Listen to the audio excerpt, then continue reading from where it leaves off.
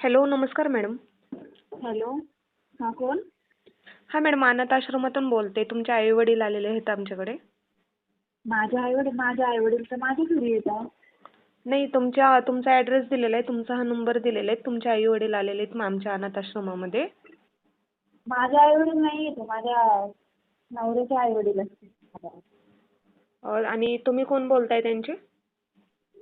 मी त्यांची सून. हां? मी त्यांची सून बोलते ना. मग तुम्ही त्यांना अनाथ आश्रमामध्ये का पाठवले? मी नाही पाठवलं, त्यांच्या मुलांनी पाठवली त्यांना. मी कशाला पाठवू? तुमची ओरड आहे, म्हणजे तुम्ही त्यांची सूनबाई बोलताय का? हो. हां, तर त्यांची ओरड आहे की तुम्ही खायला प्यायला देत नाहीये. 8 दिवसापूर्वी मी तुम्ही सगळं करते त्यांना. पण त्यांच्या मुलाला नकोय.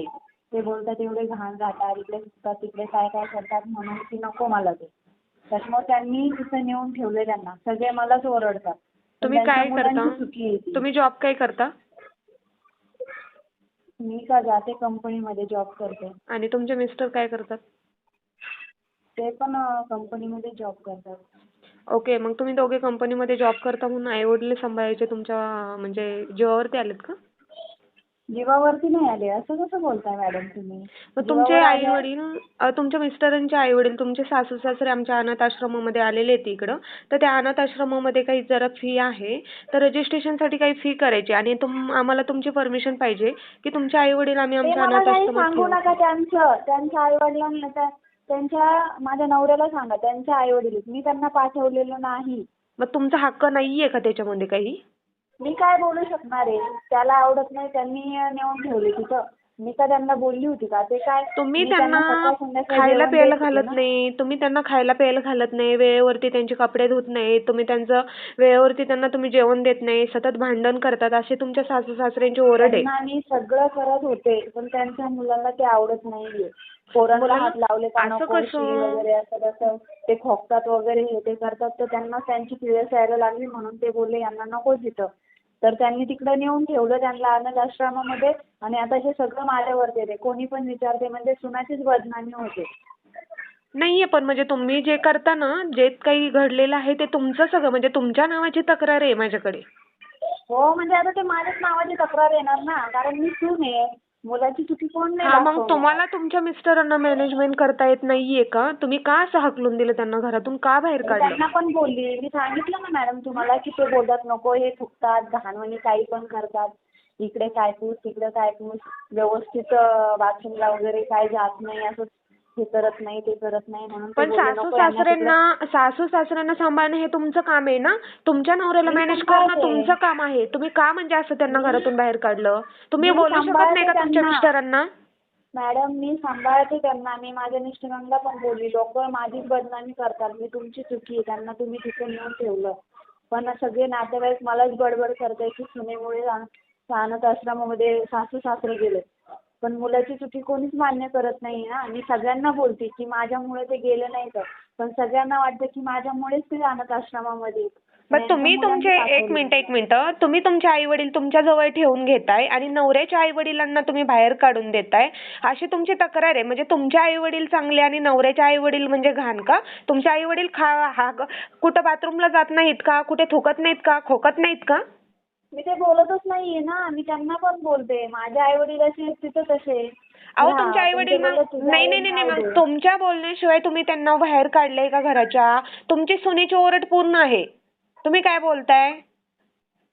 नाही, माझी चुकीच नाही याच्यामध्ये. त्यांच्या मुलांना चुकी तुम्ही नाहीये. मग बोलावा. काय करायचं? रजिस्ट्रेशनची फी देऊ शकताय का तुम्ही? घेऊ का आम्ही तुम्ही आमच्या अनाथ आश्रमामध्ये? तुम्ही घ्या किंवा नका घेऊ. मला काही घेणं देणं नाही. ते इथं आले तरी पण तुम्ही त्यांच्या मुलांना विचारायचं. मग त्यांचे खायचे वांदे आहेत. त्यांना आता सध्या खायला काही नाहीये. त्यांना भूक लागलेली आहे. मी आता इथं आले, त्यांना बसवलंय जरा. त्यांचे कपडे वगैरे फाटलेले आहेत. 8 दिवसानं ते बाहेर आहेत. तुम्ही अंगावल्या कपड्याशी त्यांना बाहेर काढून दिले. म्हणजे तुम्हाला थोड्या तरी लाजा वाटायला पाहिजेत ना? आणि मला माहित पण नाही ते कधी गेले, कुठे गेले, ह्यांच्या मुलांनी कधी तुम्ही सोडलं, काय तुम्ही केलं. तुमच्या नवऱ्याला मी विचारपूस घरात पण केली नाहीये नव्हते. का? की मी आईकडे गेले आणि त्यांनी त्या आई वडिलांना कुठे ठेवलं. मी त्यांना विचारलं आई बाबा कुठे आहे, तर ते बोलले मी त्यांना त्यांच्या मुलीकडे सोडून आलो. आता मला माहित झालं की अनाथ आश्रमामध्ये येतं. मग आता ते आमच्याकडे आलेले आहेत. ते एवढे रडत होते, एवढे थकले होते, त्यांच्या पोटामध्ये अन्नाचा कण नाहीये. आता बसलेत ते. त्यांना मी पूर्ण म्हणजे त्यांना बसवलं, पाणी वगैरे दिलं, कपडे चेंजिंगला दिले माझे आणि त्यानंतर मी त्यांना विचारलं की तुम्ही कुठून आलेले आहेत, तुमच्याकडे मोबाईल नंबर आहे का, काय आहे का?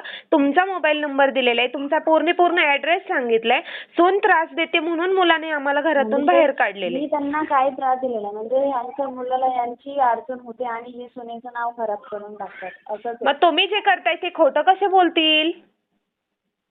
पण मी काहीच नाही केलं ना. मी घरात होते. भलं मी लोकांची घरी असले तरी पण माझे सासू सासरे म्हणून मला त्यांचा कंटाळा आला असेल तरी पण मग ते घरात असल्यावरती मला त्यांना खायला प्यायला त्यांना भागच आहे ना. मग तुम्ही मी खायला कुठं प्यायला उठून घालत घरात नव्हता आणला? म्हणून तर त्यांच्या बाहेर मुलांना काढले ना. कळायला पाहिजे ना. मुलांना मग कळायला अहो तुम्ही पाहिजे. त्यांची बायको आहेत, तुम्ही मॅनेज केलं पाहिजे ना. तुम्ही सगळ्या गोष्टी मी त्यांना करते मॅनेज ना. केल्या मी पाहिजेत. सगळ्या गोष्टी करते.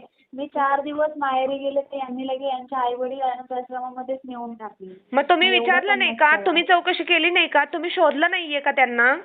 बोलली मी तर ते बोलले मुलींकडे गेले 8 दिवस. तिथून पुढे मग आता तुमचाच कॉल आला.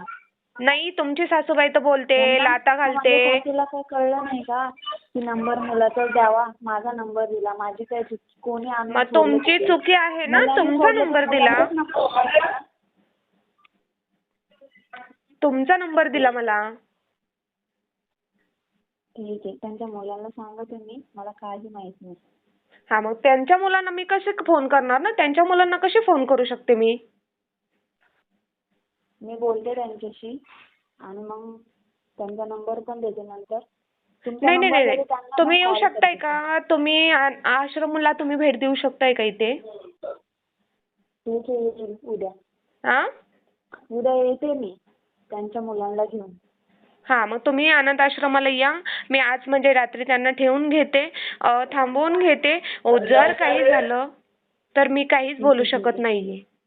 ठीक आहे. हा, तर तुम्ही उद्या येऊ जेवण शकता वगैरे का? द्या त्यांना. हो येईल. हा. ओके, चालेल. या मग तुम्ही अनाथ आश्रमाला उद्या भेट द्या. हो हो चालेल. ओके. ओके.